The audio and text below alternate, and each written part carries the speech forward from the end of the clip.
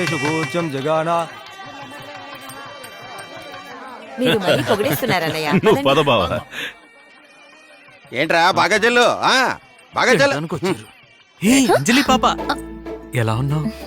పోండి, పెళ్లికొచ్చిన దగ్గర నుంచి నేను నా పెళ్లి మూడ్లోనే ఉన్నాను. హనీమూన్ మూడ్ లో ఉన్నాను. ఇప్పుడు ఇది అవసరం, ముందే పిలిపని చూడ.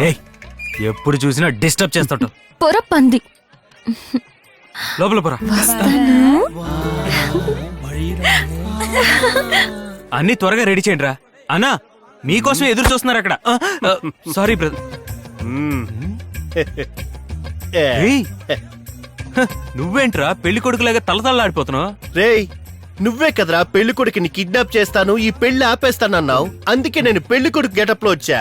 నువ్వు లేదురా, నీ మాట తీరు బాగోలే. ఓ ఆ విషయం గురించా?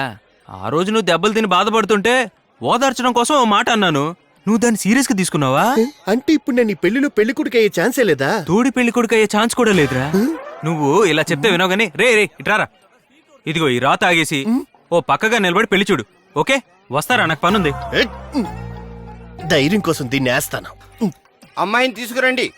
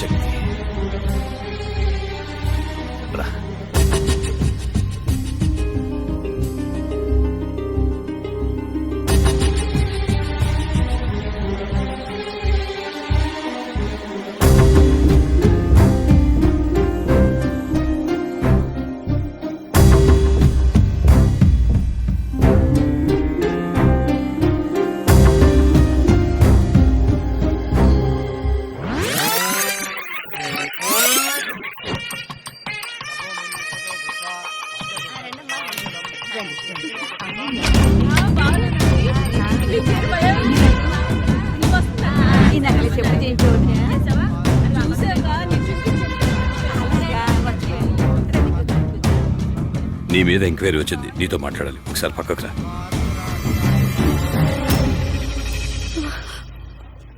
నానా, నువ్వేం కంగారు పడకమ్మా, నేనున్నానుగా.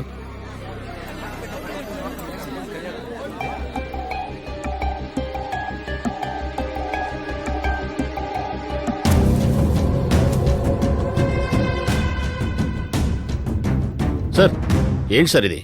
తాళి కట్టే సమయంలో పెళ్లి కొడుకుని తీసుకెళ్లిపోతారేంటి? బ్యాంకులు లూటీ చేస్తున్న అసలు దొంగల దగ్గర డబ్బులు తీసుకునే వాళ్ళు వదిలిపెట్టేసి బీహార్ నుంచి వచ్చి చదువుకుంటున్న కాలేజీ స్టూడెంట్స్ ని పోల్ ఎన్కౌంటర్ చేశాడు. హ్యూమన్ రైట్స్ కమిషన్ నుంచి తను అరెస్ట్ చేయమని ఆర్డర్స్ వచ్చాయి, అందుకే చేస్తున్నాను. కమాన్. బావా నువ్వు కంగారు పడకు బాబా, నేను మాట్లాడుస్తాను.